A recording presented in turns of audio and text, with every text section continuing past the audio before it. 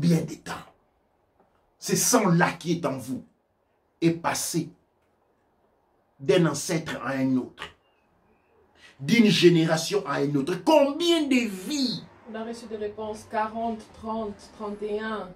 Eh oui. Maintenant, dites-moi quel est l'âge de votre sang. Je ne sais pas une des réponses. Le sang que vous avez reçu de votre père, de votre mère, de votre grand-mère, arrière-grand-mère, grand-mère, grand-mère, grand-mère, grand-mère, grand-mère, grand-mère, jusqu'à la toute première des grand-mères. 200 000 ans pour certains. Même pas encore. 200 000 ans et combien nous sommes arrivés à trouver grâce à l'étude. Imaginez combien. Maintenant, je vais vous livrer un secret. Il existe en nous deux types de mémoire. Ok? Il existe une mémoire active. La mémoire active est la mémoire dont nous avons accès pour réfléchir, raisonner. Et puis il existe une autre mémoire.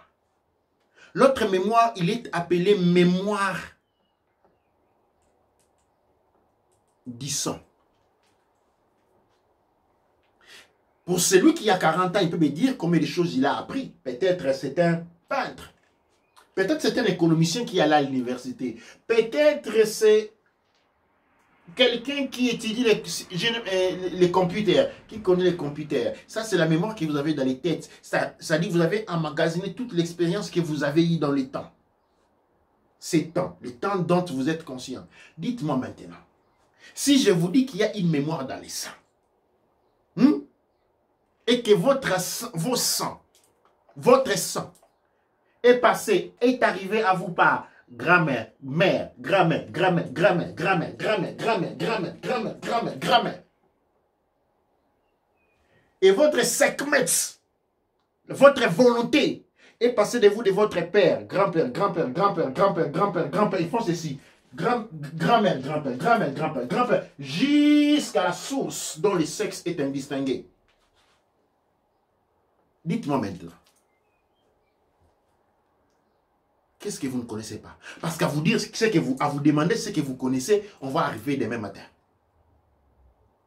De cette expérience de vie, dont toutes les formations se trouvent, coulent chaque jour dans votre sang. Chaque seconde dans vos sangs.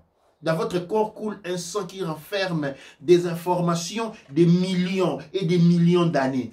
Depuis la première mère, c'est qui la première mère? C'est qui la première mère? La première mère, c'est le trône de Amon-Ra, les divins. Amon-Ra, les divins, au Lodou Mare, Onzambiampongo, au Nkurunkulu, les pères créateurs. Hein? Les bons pères créateurs noirs, hein? Avec une grosse robe et une bonne barbe, pas blanc.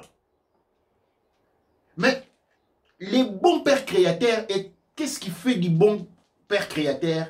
Les divins. Et là, c'est tout le monde là où tout le monde se trompe.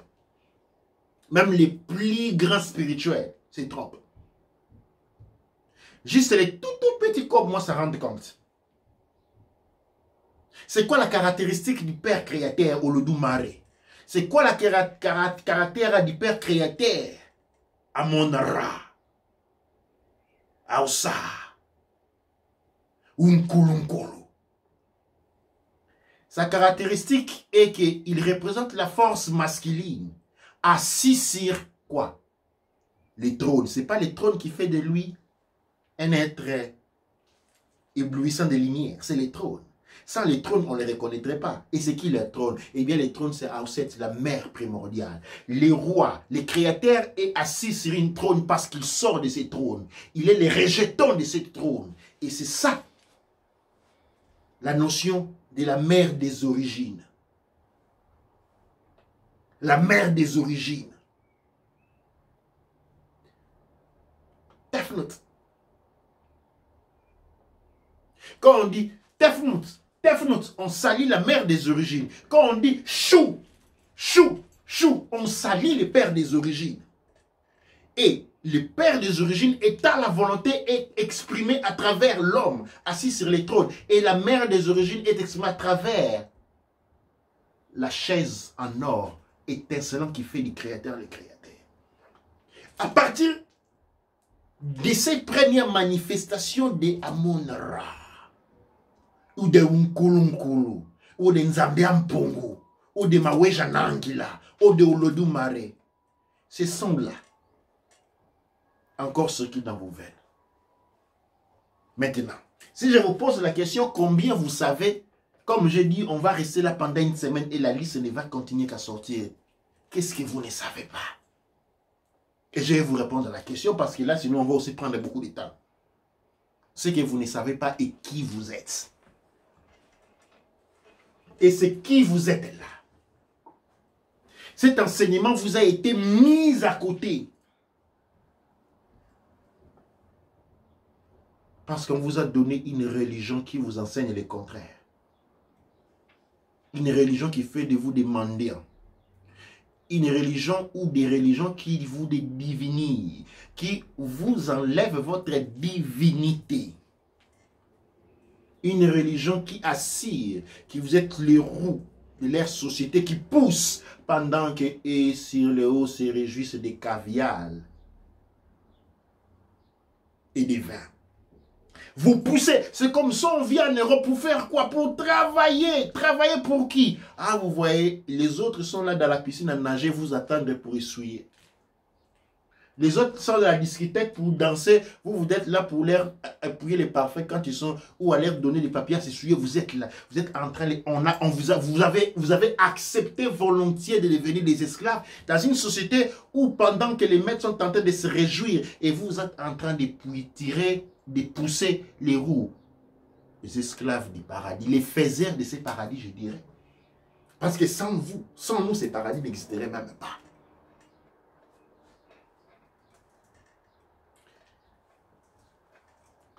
Sans nous, ces paradis n'existeraient encore, ne même pas. Baba Mancho Tep m'a envoyé ce matin, et ceux qui sont dans les pères en comme Théotie l'ont vu, une liste des innovateurs mélanodermes. Et même dans cette situation d'assujettissement, la plupart des inventions que nous connaissons n'ont jamais été des inventions blanches. N'ont jamais été des inventions blanches. Ont tous été des inventions noires. Demain, dans hors du temps et l'espace, je vais prendre le temps d'imprimer cette liste-là et de vous dire nom par nom.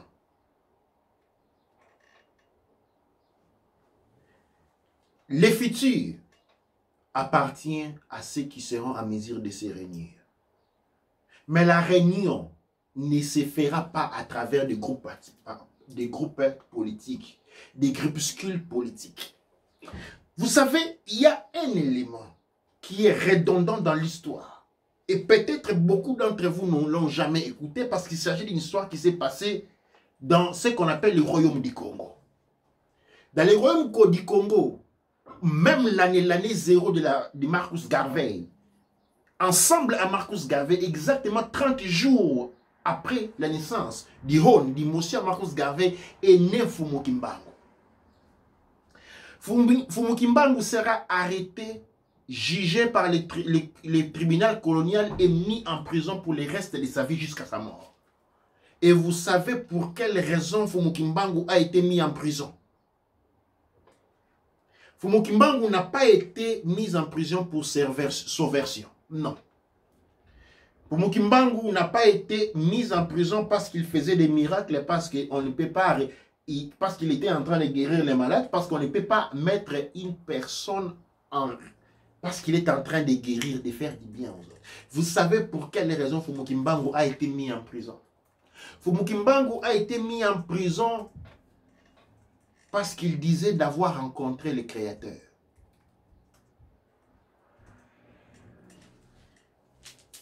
Et affirmer devant tous qu'il avait rencontré le Créateur lui avait coûté une condamnation à mort.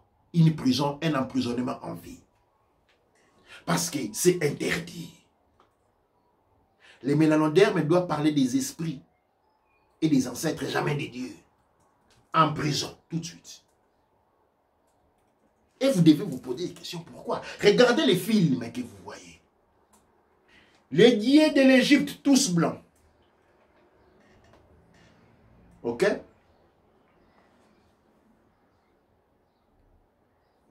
Les dieux de l'Olympia des Grecs, tous des blancs.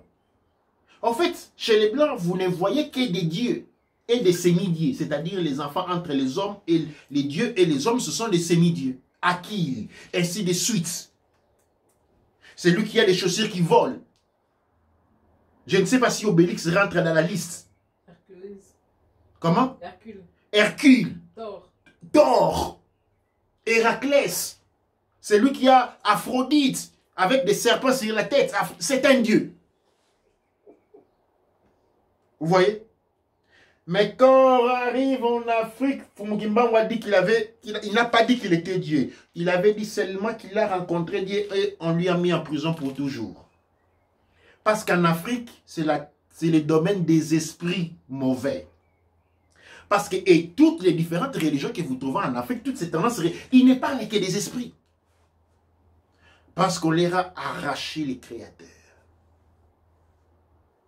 La colonisation et l'esclavagisme ont servi à extirper de lui, de sa tête, la notion du créateur. À enlever, à mettre loin de lui sa connexion avec la source, avec le créateur. Il n'en parlait pas. On ne parle que des esprits.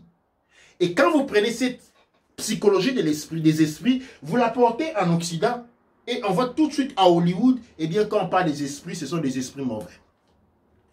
Et donc, vous vous rendez compte d'où vient cette problématique de cette peur. Dès qu'on parle de la spiritualité africaine, on commence à trembler. Parce qu'on sait qu'on va tout de suite parler des esprits. Et les esprits, dans les consciences collectives, tel qu'il a été programmé, est quelque chose de mauvais. Et aujourd'hui, nous devons réclamer ces divinités. Les divinités marchent en chair et en os. Parce que Amon s'est manifesté en devenant Amon-Ra. Les premiers ancêtres, la mère des origines, a existé sur le plan physique, en chair et en os. Qu'est-ce que cela signifie? Il existe des êtres qui, en s'incarnant, portent avec eux les principes du Créateur.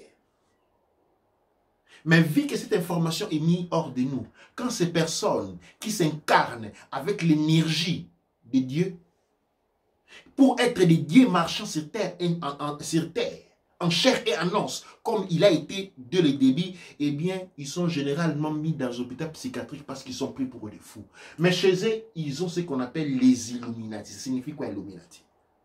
Pensez-vous que ce sont les gens qui jouent aux cartes, qui sont là et puis ils voient des faits? Absolument pas. Quand on dit Illuminati, Illuminatus, qui a été illuminé, c'est-à-dire quoi illuminé? Suivez la littérature. Adombré, ça signifie quoi adombré? Jésus, dans la conformation chrétienne, Jésus qui voit les pigeons rentrer en lui, c'est quoi? Eh bien, il est adombré par l'esprit. Il devient, c'est-à-dire Jésus devient le Christ. Mais c'est ça, ce n'est pas une caractéristique réservée à une personne, bien des personnes. Et aujourd'hui, nous avons dans une guerre qui nous oppose à leur divinité qui marche dans le chair et en os. Et nous, notre divinité, on les a reléguées. Pourquoi? Parce que, à qui pensez-vous que le pape obéit? À cela, aux divinités marchant sur terre, en chair et en os. Et où sont les nôtres? Où sont les nôtres? Voici la première question, la première partie de cette présentation. Et je vais prendre le temps de vous écouter la réaction au niveau de la régie avant de passer à la deuxième partie qui est la révélation d'Ouanetcher.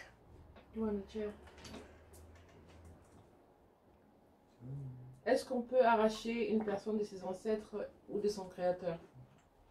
Et puis 40 jours après, lui qui en a déjà fait 42 jours de confinement, qu'est-ce qu'on va produire? Bonsoir. Vous êtes spirituel africain. Et pour les âges, on va donner 40, 30, je ne sais pas. Partagez au maximum Otep. Bob Marley a été un échec. Otep. Le terme noir est affilié à la négativité. La langue est truquée. Cela me fait penser à une chanson que je partagerai bien. Dua Nature. Est-ce qu'on peut enlever, détacher quelqu'un de ses ancêtres? La réponse est oui et non. En même temps. Non, parce qu'on ne peut pas vous enlever l'information qui tourne dans votre sang. Mais on peut vous faire oublier qui vous êtes.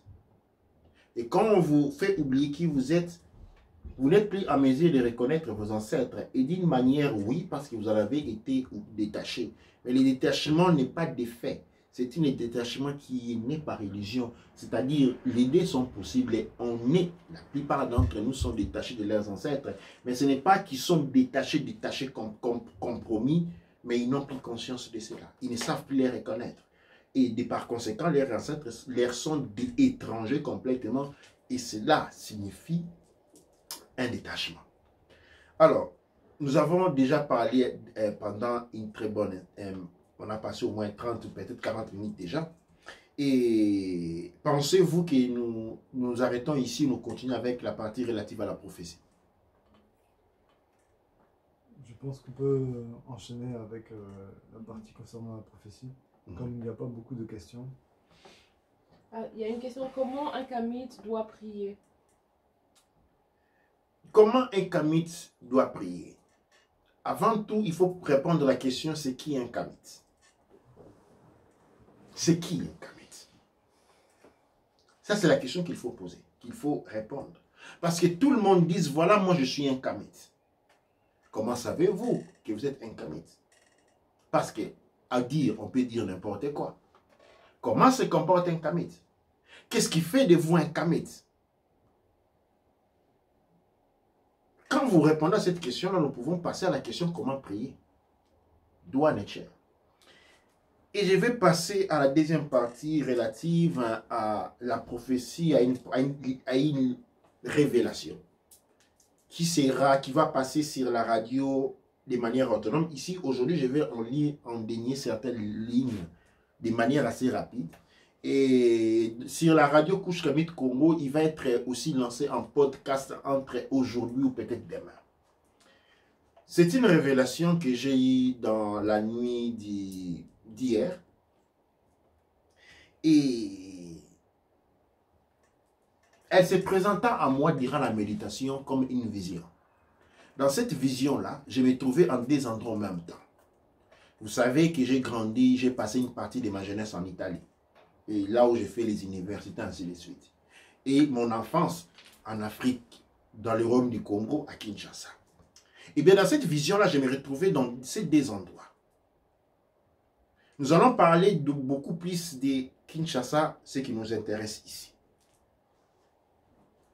Il se passe que au beau milieu de Kinshasa, dans un parc ou dans un espace, dans un grand quartier résidentiel, où normalement il n'y a que la pelouse, les gens peuvent s'asseoir, ainsi de suite. Il y avait des bidonvilles chinois ou asiatiques. Et ces gens-là se comportaient de manière étrange sans beaucoup de précautions hygiéniques. C'est-à-dire, ils pissaient, chier, déféquer un peu n'importe où. Mais pendant que cela s'est passé, moi j'étais en méditation et je pouvais voir ma conscience divisée. Il y avait une conscience qui observait moi qui est dans la vision et les autres. Et il y avait une autre partie de la conscience de moi qui était conscient dans la vision et qui communiquait avec les autres. Une double vision. Et je me vois donc, je me vois comme je regarde un film, aller vers les autres, leur faire voir, voilà ce qui est en train de se passer. Et au fur et à mesure que j'insistais, les gens se rendaient compte, ils disent, mais voilà, oui, c'est quoi cette histoire? On décide donc, allons à la commune, allons voir les responsables de la commune, leur demander comment ils peuvent accepter ce genre d'histoire dans un quartier résidentiel. Eh bien, on s'achemine vers la commune, on arrive, on trouve les responsables des communes et on lui explique la situation. Il nous regarde pendant quelques temps et puis on vous dit, mais Vous parlez des Chinois qui sont dans l'endroit précis, il me dit à la 7e mairie, oui, c'est-à-dire les petits boulevards, oui. Et bien il dit, mais ces gens-là sont propriétaires. Nous disons, mais ça c'est une place publique. Il dit, non. Ces gens-là, ils sont propriétaires de la place publique, de vos maisons et du sol même sur lequel est construite cette commune. C'est eux qui sont les propriétaires. Juste pour vous faire une allusion, la même situation s'est produite en Italie. En Italie, dans la sainte de l'université, au beau milieu de l'académie, il y a du campus, il y a ces bidonvilles. Nous allons voir les préfets de l'université qui nous disent aussi les mêmes choses. Que ces gens-là ont le plein droit d'être là parce que là où ils sont, là où ils ont mis l'air bidonville, les sols sur la terre sur lesquels est construite l'université, tout comme les alentours, l'air appartient. Eh bien, quand cela s'est fait, ma vision change. Je me retrouve dans un espace obscur et j'entends des voix parler. Et les voix sont en train de communiquer entre eux et enfin vont communiquer avec moi. Dans la communication, il en sort ceci. Il en sort que l'un de ces voix pose à l'autre la question, pourquoi les Asiatiques sont-ils propriétaires? L'autre explique de manière très claire que les investissements que la Chine a fait en Afrique n'étaient pas des investissements. Qu'est-ce que cela signifie? En fait, on investissait en Afrique en infrastructure pour les pays africains de manière à ce que ces infrastructures et de l'argent liquide donné puissent servir de moteur pour l'économie. Mais cela était une ruse parce que la même technique avait été utilisée déjà par les États-Unis et l'Europe vers l'Afrique. On vous donne de l'argent en choisissant dans quel domaine cet argent sera investi parce qu'on sait déjà que vous ne serez pas à mesure de produire l'argent parce que la plupart de cet argent sont finis en envoyant les propres enfants et troisième bureau, quatrième bureau en des voyages aux États-Unis, en étudiant en Europe. Et c'est comme ça cet argent a été, on a acheté les troisième maison, quatrième maison, on a construit des villas, on a acheté des voitures, on a fait des grosses fêtes, on a acheté des habits. Et la plupart de cet argent finissent dans des dépenses inutiles, non cadrées dans le cadre économique. Mais même là où l'argent devait être investi, ces investissements ne sont des investissements à rentabilité médiocre. Ce qui va faire qu'arriver à la première, au premier terme d'échéance, c'est-à-dire quand il faut commencer à payer, il n'y a pas d'argent pour payer. Et ces investisseurs, parlons maintenant de la Chine, vont dire, oh, vous n'êtes pas en mesure de payer, ok, on va vous donner encore une autre dette. Vous avez maintenant une autre dette pour payer une partie de la dette que vous avez, c'est-à-dire les intérêts, on vous donne une autre dette pour payer seulement les intérêts, mais pas les capitales principales. Et une autre argent qui encore vont finir dans les poches des personnes, des deuxième femmes, troisième femmes, financer les enfants qui vont étudier n'importe quoi en Occident, et aller faire des voyages partout en Occident, acheter les grosses voitures, ainsi de suite. Mais la Chine avait demandé comme collatéral, c'est-à-dire comme garantie à ces investissements, la terre. Et comme que les gouvernements sont les gérants de la terre, ils se sont portés garants. Du moment où les gouvernements ne sont plus en mesure de payer, parce que les investissements ont fait échec et l'argent dépensé dans les habits envoyés en Europe, tout ça ne porte pas de fruits et tout, eh bien, la Chine devient propriétaire automatique des territoires. C'est-à-dire il y a émission des titres de propriété secondaire. Qu'est-ce que cela signifie? Dit l'autre. Vous avez votre titre, vous avez peut-être les titres de propriété de votre maison.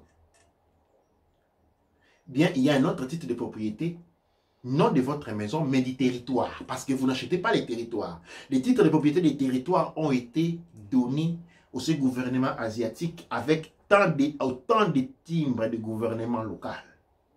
Et maintenant, beaucoup de millions et de millions de personnes pensent être propriétaires de leur maison, être propriétaires de leur village, être propriétaires de leur ferme. En vérité, leurs titres ont été remplacés. ils sont aminés d'un point de vue de la législation, ils sont en possession de titres qui peuvent être définis illégaux.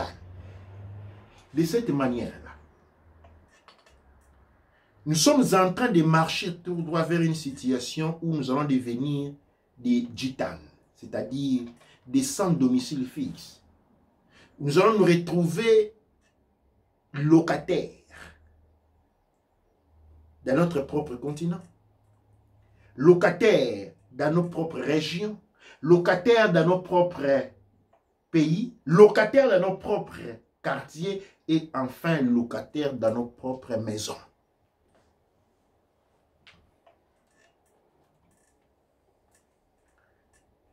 Dans une vidéo, dans les podcasts, il y a cela expliqué encore en plus de détails et je vais revenir encore avec plus d'éléments là-dessus.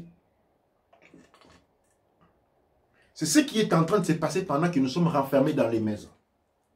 On est renfermés dans les maisons, signe de l'aveugleté. On nous a mis un vêtement sur les visages et une grande magouille à des dimensions énormes est en train de se passer sous nos yeux. Et tout ce qui nous intéresse et nous préoccuper si nous allons manger demain. Mais demain, nous n'allons pas manger. Nous allons travailler. Vous allez travailler, travailler, travailler. Parce que tout ce que nous avions est en train d'être vendu pendant que nous sommes en train de parler. Vous pouvez avoir la garantie, dit non, allez voir dans votre armoire, voir, non, non, moi, le titre de propriété de ma parcelle est encore entre mes mains. Non. Non. C'est un titre qui va être déclaré illégal. Parce que les gouvernements, selon certaines législations, en matière de dettes internationales, quand ils ne peuvent pas payer, eh bien, il faut ce qu'on appelle la vente des biens de l'État.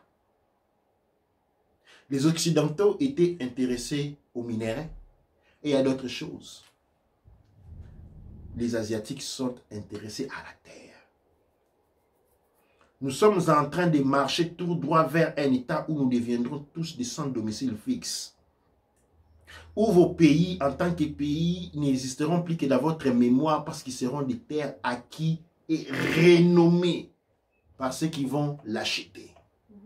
Et puisque quand on renomme votre terre, ce n'est pas vous qu'on vous renomme, qu'on ne va pas vous renommer. C'est pas, si on renomme, on donne un autre temps. Si le propriétaire de celui qui achète vos terres donne un autre nom à vos terres, ça ne signifie pas, ça signifie que vous perdez votre lieu d'existence. Vous serez quoi? Un Gabonais, Congolais, Marocain, avec quelle terre? Pas de terre. C'est comme ça qu'ils sont en train, dans une opération, qu'ils sont en train d'acheter. Les tristes dans tout ça, parce qu'il y a des gens qui vont acheter, qui vont vendre, que le gouvernement pousse à vendre leurs fermes, leurs terres.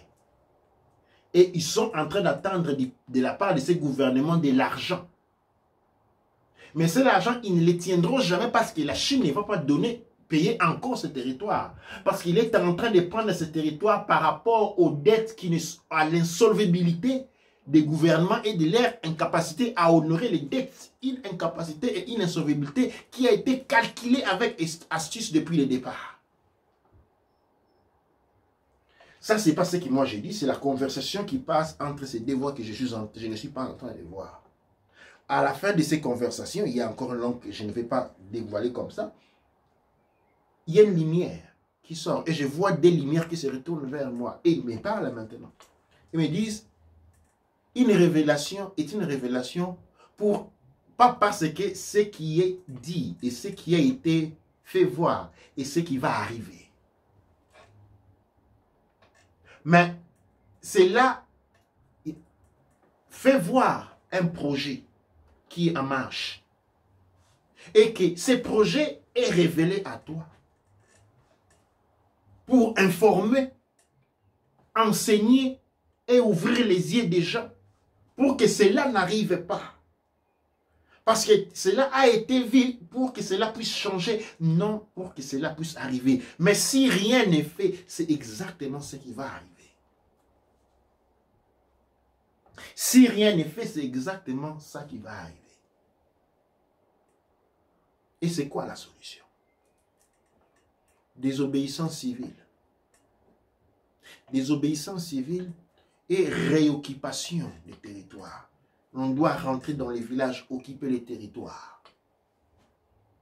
Nous devons méconnaître en tant que peuple du monde, en tant que peuple Kouch-Kamit Congo, en tant que peuple noir, en tant que peuple africain, en tant que peuple mélanodème, nous devons reconnaître, méconnaître à l'État les droits de vendre la terre ou d'utiliser la terre comme garantie pour des dettes vers les institutions mafieuses qu'il va contracter.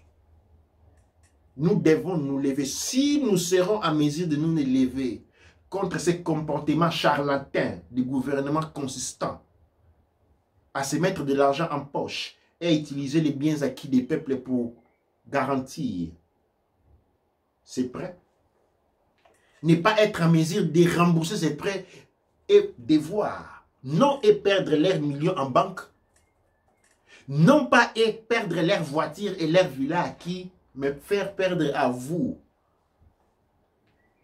en matière de propriété personnelle, ce que vous êtes acheté personnellement, en matière d'hérédité territoriale, ce dont vous avez hérédité de vos ancêtres. Eh bien, on doit s'élever. Comment organiser cela? Je suis le porteur du message, je n'attendais pas que je puisse tout faire. En ce moment-là, je suis le porteur du message. J'ai reçu un message et je vous l'ai abordé. À vous, maintenant, de savoir quoi faire. Quiconque pense que cela n'est que de la sottise, peut-être j'avais fumé un peu trop de drogue. Espérons que cela soit comme ça. Mais comment pensez-vous ou combien pensez-vous nous nous retrouverons si cela devrait arriver et que nous avons eu la possibilité de faire quelque chose contre et que nous n'avons rien fait? C'est devant ces deux questions que je vous laisse. Que dirions-nous à nos enfants? Que dirions nos futures prochaines? Que penserons-nous de nous les futures générations? À quel monde, quel est l'héritage que vous laisserez aux enfants que vous avez pondus comme des œufs sur la surface du continent? C'est la question que je vous pose. Prenez le temps, si la radio Kouch-Kamit Congo, la lecture de la révélation passera en boucle, vous pouvez les décharger aussi toujours sur la radio Kouch-Kamit Congo comme podcast et partagez-le. Partagez-le. Je vous invite à une réflexion profonde. Quiconque, parce que nous sommes en train de passer notre temps, eh bien, il est en train de se tromper. Les surprises, il y en a. De très mauvais goût pour les futurs. Et quiconque dort sera perdu. Spécialement pour nous, le peuple de l'humanité mondiale et dans l'humanité entière est dans une situation dangereuse. Mais nous encore plus. Ce n'est plus le temps de dormir. Ce n'est plus le temps de boire la boisson. Ce n'est plus le temps de s'amuser. C'est le temps de venir ensemble. Douanetcher, Doua Amonra, Douaneb Ercher. Je vais laisser la parole à la régie pour les paroles, pour les questions ou les commentaires. Nous allons conclure notre Raoult et Tepou de ce soir. Je vous donne rendez-vous demain, samedi, dans Auditeur de l'espace Djetchetaout Zulu, où à la fin nous aurons une programmation des étudiants du Père Ankem Teouti qui se sont diplômés comme Kaneb, Baneb et Damet. Il y a une partie qui a été faite, il y a quelques noms qui sont, disons, diplômés après, et certaines personnes aussi avaient manqué leur programmation. Donc demain il y aura une reprise de cette partie-là, Douanetcher. Douanetcher. Nous avons Cédric Roméo qui dit « Bonsoir, je suis nouveau et j'admire bien ce que vous faites et je me sens à la maison. » Lassana Touré, bonsoir. Encore vous êtes quel disciple? Kamit Eben Diallo, qu'est-ce qui peut faire de moi un Kamit en tant que noir? Cédric Roméo, j'ai envie d'être initié et je compte sur les bonnes volontés qui aimeront m'accueillir, merci. Camille Kémit, tous les Kémites sont noirs, mais tous les noirs ne sont pas Kémis. Il y a quelqu'un aussi qui voulait rejoindre l'académie. Donc il y a une personne qui a dit qu'il y avait une école déjà au Cameroun, mais qui allait partager le contact. Et sinon la personne est en Italie. Donc le site de l'Académie de la culture noire a été transmis.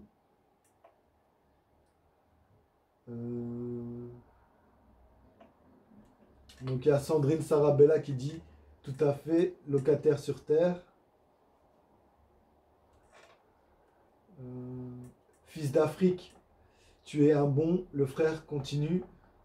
Il y a Missanou qui dit Otep. Karine Kwame, bénédiction sur toi, humble messager. Doua des chefs. On a Ogouman qui dit c'est vraiment très dangereux, c'est une dette sans fond. Myrlène qui dit plaisir d'être là. Sosoakin, l'habit ne fait pas le moine. Ogouman, nous avons un besoin de retrouver notre identité. Il faut comprendre le message en profondeur. Soakin, douane et cher. Voilà, c'est tout pour les commentaires. Et on n'a pas de questions. À part, qu'est-ce qui fait de moi un kamite en tant que noir? Qu'est-ce qui fait de moi un kamite en tant que noir? C'est la conscience de ce que l'on est. Kam, face noire, vient justement être un synonyme de l'Éthiopie. Les premières lettres de l'Éthiopie sont E-S-T, Éther, de Keter. Éthiopie, Keter. Keter, c'est la première substance.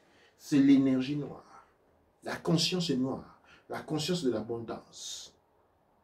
Cette conscience s'exprime à travers la culture la plus ancienne que l'on puisse avoir aujourd'hui, qui a été transmise de génération en génération, déluge après déluge.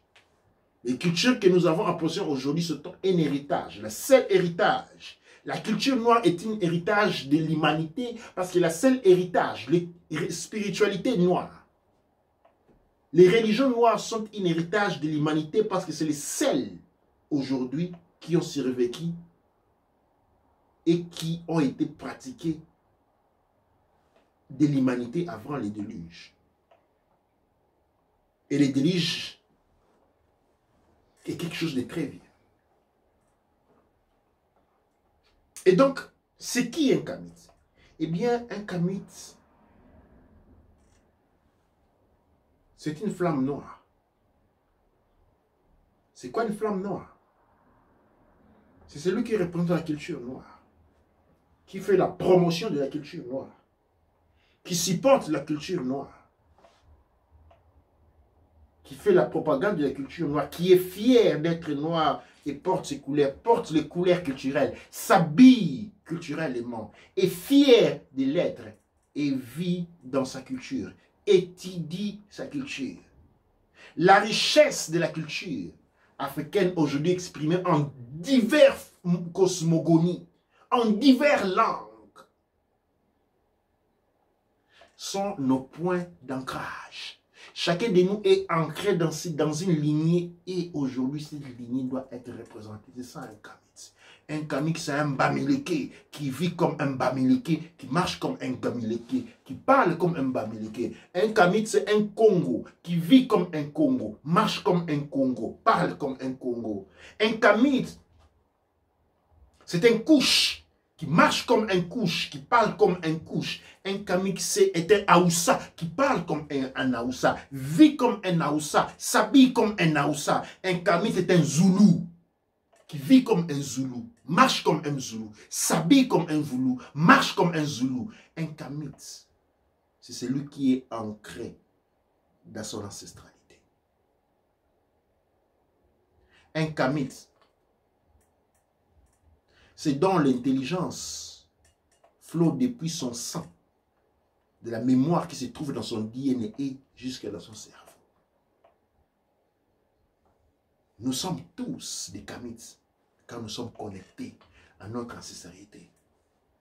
Devant moi, donne-moi le nom de ton grand-père, arrière-grand-père, arrière-arrière-grand-père, jusqu'à la 4e génération, du côté de ton père et de ton mère, et tu es un Kamitite, tu ne sais pas, va l'apprendre rapidement, c'est ce qui fait de toi un Kamite. L'histoire de tes ancêtres, qui ont-ils été? Qui ont-ils fait?